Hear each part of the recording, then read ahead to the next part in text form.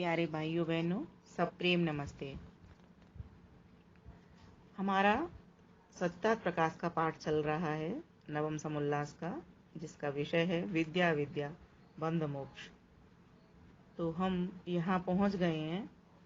एक प्रश्न उठा था कि जैसे शरीर के बिना सांसारिक सुख नहीं जीवात्मा भोग सकता, वैसे मुक्ति में बिना शरीर के आनंद कैसे भोग सकेगा। तो मनुस्मृति के द्वारा महर्षि दयानंद सरस्वती ने जो उत्तर दिया, उसके 7 श्लोकों का काव्य हम कर चुके और बाकी के बचे अभी 8 और हैं। इनका हम आज काव्य करके सुनेंगे इसे। तो आइए,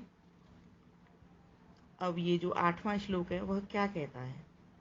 इसमें कहा गया है 8वें श्लोक में, त्रयाणामपि चेतेषां गुणानां यः फलोदयः अग्रयो मध्यो जघन्य च तं प्रवक्ष्याम्यशेषतः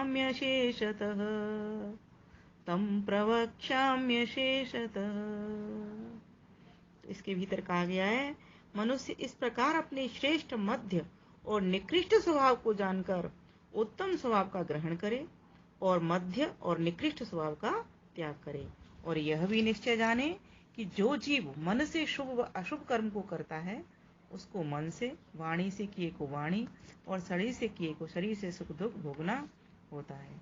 तो अब आज के में कहा गया है, अब जो इन तीनों गुणों को उत्तम, मध्यम और निकृष्ट फल उदय होता है, उसको हम पूर्ण भाव से कहते हैं। तो अब यहाँ 8वें श्लोक से अब ये बात शुरू हो गई है। तो इसका 9वां श्लोक देख लेते हैं, वो क्या कहता है। काव्य भी साथ साथ करते चलेंगे तो आपको इजी होगा, समझने में आसानी हो जाएगी। तो आइए इसे समझते चलते हैं काव्य पढ़ते पढ़ते।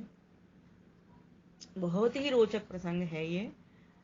अब जो इन 3 गुणों का उत्तम, मध्यम, निकृष्ट फल उदय होता, उसको पूर्ण भाव से कहते रोचक यह व्याख्यान है होता, रोचक यह व्याख्यान है होता। तो प्रकृति के जो 3 गुण हैं, सत, रज और तम, इनका किस प्रकार से प्रभाव हमारे ऊपर पड़ता है। सतोगुण बढ़ता है तो किस तरीके के व्यक्ति कार्य करता है, कैसी उसकी मानसिकता बनती है, और रजोगुणी होता है तो किस प्रकार के कार्य करता है, क्या क्या उनका फल मिलता है।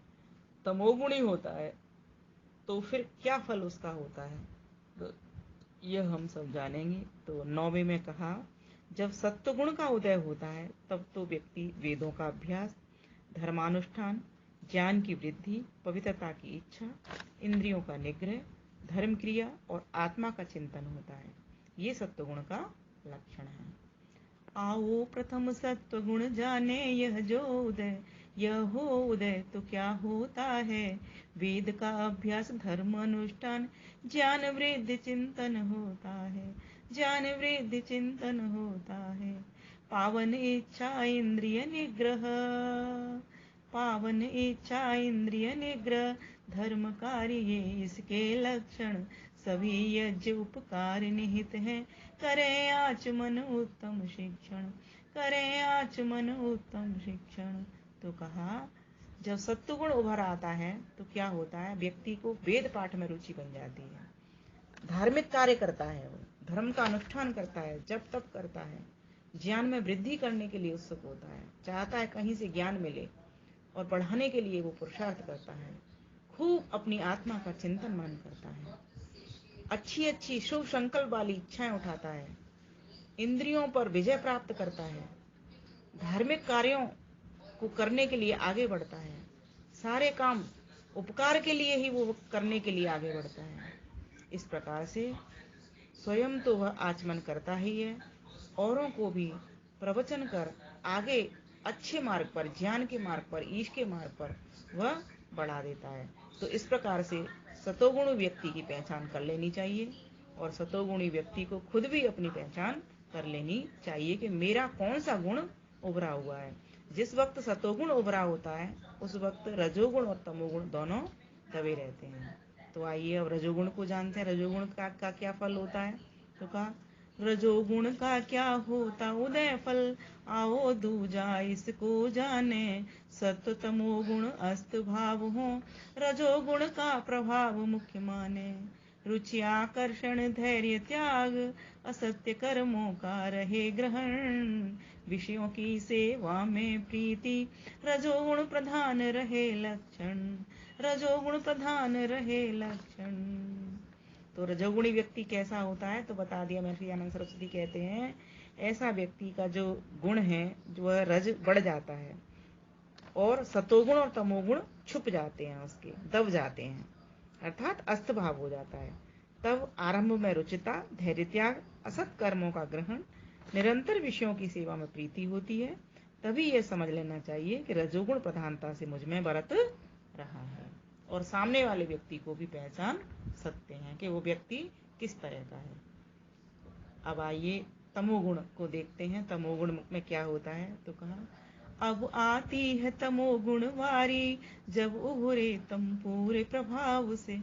सतुरज दोनों दबे वहाँ, अज्ञान व आलस्य बड़े बहाव से। अज्ञान व आलस्य बड़े बहाव से। सब पापों का मूल लोभ, आलस्य व निद्रा गहरी हो। आलस्य व निद्रा गहरी हो। धैर्य सफाया क्रूर प्रवृत्ति, नास्तिकता की वह देहरी हो। नास्तिकता की वह देहरी हो। वेद व ईश्वर में अश्रद्धा। अब हम नास्तिकता का लक्षण बता रहे हैं। नास्तिक कौन? वेद व ईश्वर में अश्रद्धा, ये नास्तिकता का लक्षण है। ये नास्तिकता का लक्षण है। शुभ कर्मों से पूरी दूरी, हिंसा में जीवन भक्षण है। हिंसा में जीवन भक्षण है। भिन्न भिन्न अंतःकरण वृत्ति, भिन्न भिन्न अंतःकरण की वृत्ति, कथनी करनी पूरी उलट। कथनी करनी पूरी उलट। कभी न मन एकाग्र रहे, याचना बढ़े दुर्व्यसन प्रमद। याचना बढ़े दुर्व्यसन प्रमद।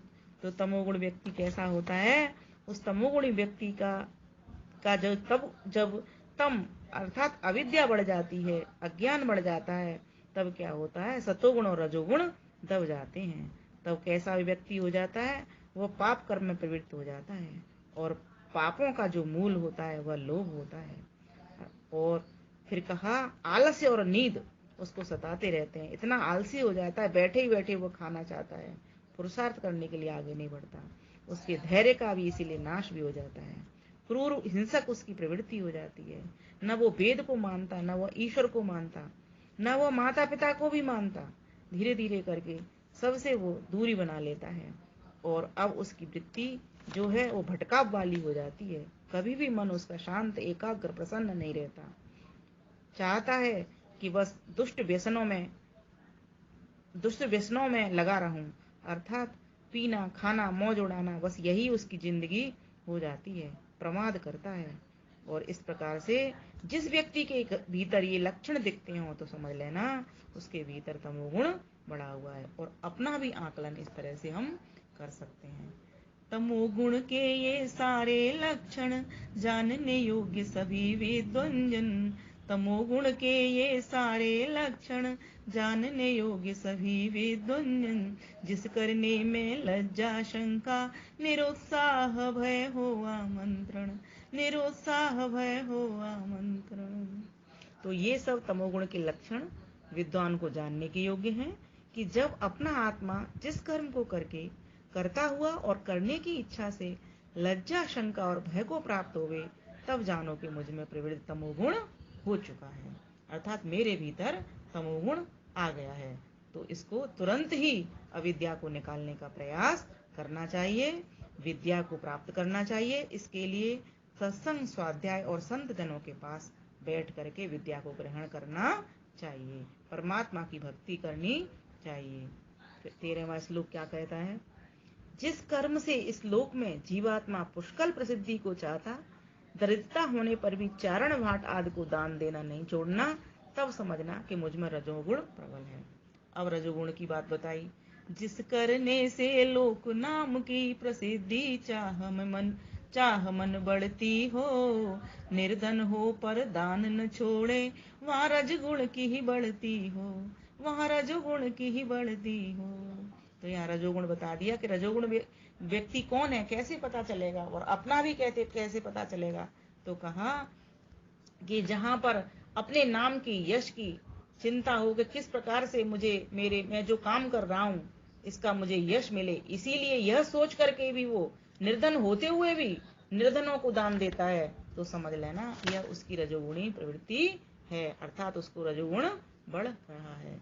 जबकि गरीब को व्यक्ति कैसे दान करेगा, उसका तो पुरुषार्थ ही उसके लिए ठीक होता है, वो अपने आप को समृद्ध करने का प्रयास उसको करना चाहिए, लोक नाम से उसको दूर रहना चाहिए। फिर आगे बता दिया कि सतोगुणी कौन। तो कहा इसमें, जब मनुष्य का आत्मा सबसे जानने को चाहे, गुण ग्रहण करता जाए, अच्छे कर्मों में लज्जा न करे, और जिस कर्म से आत्मा प्रसन्न होवे अर्थात धर्माचरण में ही रुचि रहे, तब समझना कि मुझ में सत्वगुण प्रबल हो गया है।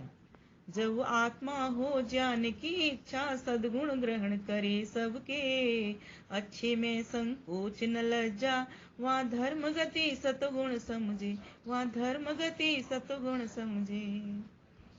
अब आइए 15वां श्लोक क्या कहता है। अब 15वें श्लोक में इसमें ना उपसंहार कर दिया गया है, तमोगुण, रजोगुण, सतोगुण तीनों को एक साथ बता दिया गया है कि किस प्रकार से इसकी पहचान करें। तो कहा तमोगुण का क्या लक्षण है, सतोगुण का क्या लक्षण है, और रजोगुण का। अब करते हैं उपसंहार, तमोगुण का लक्षण है काम, रजोगुण अर्थ संग्रह की इच्छा, सतोगुण धर्म सेवा शुभ काम, सतोगुण धर्म सेवा शुभ काम। कौन श्रेष्ठ किससे ज्यादा, इसको अब देते तुम्हें जना, इसको अब देते तुम्हें जना, तमोगुण से है रजोगुण श्रेष्ठ, रजोगुण से सतोगुण है सगुना, रजोगुण से सतोगुण है सगुना। तो कहा कि तमोगुण से तो रजोगुण ठीक है, क्योंकि पूरे आलसी, प्रमादी और दुर्व्यसनी व्यक्ति से तो रजोगुण व्यक्ति ठीक है। कम से कम वो जो काम कर रहा है जो भी, तो उसकी नाम की ही तो बस वो परवाह कर रहा है। जैसे कहीं किसी ने पंखा लगवा दिया तो वह बस इतना ही तो चाहता है कि पंखा मेरा है, मेरे द्वारा लगाया हुआ है। तो उससे तो तमोगुण वाली व्यक्ति से तो, जिसके नहीं लगाने से तो पंखा लगाना ठीक है, और रजोगुण से सतोगुण बढ़िया, और जिसने पंखा लगा दिया लेकिन उसको कोई अपने नाम की चिंता नहीं है, तो ऐसा फिर सतोगुण वाला व्यक्ति है, क्योंकि वो जानता है ये पंखा भी परमात्मा का ही है और मैं लगा भी उस परमात्मा की शक्ति से ही रहा हूं। तो जब ऐसे गुण व्यक्ति के भीतर उठने लग जाते हैं तो समझो फिर वह सतोगुण उसका उभरा हुआ है और तमोगुण और रजोगुण उसके दबे हुए हैं। तो इस प्रकार से हमें प्रकृति के इन तीनों गुणों को सत्यात प्रकाश पढ़ करके समझना चाहिए और ज्ञानवर्धन करके परमात्मा की समीपता करनी चाहिए। और आगे अब विषय चलेगा किस किस गुण से किस किस गति को जीव प्राप्त करता है। सत्यात प्रकाश का बहुत सुंदर रोचक ज्ञानवर्धक विषय चल रहा है। अटूट विश्वास चैनल पर आप सभी इसे सुन सकते हैं। इस हेतु चैनल को लाइक, कमेंट कर सब्सक्राइब अवश्य करें। आपकी बहन विमलेश बंसल आर्या। धन्यवाद। नमस्ते।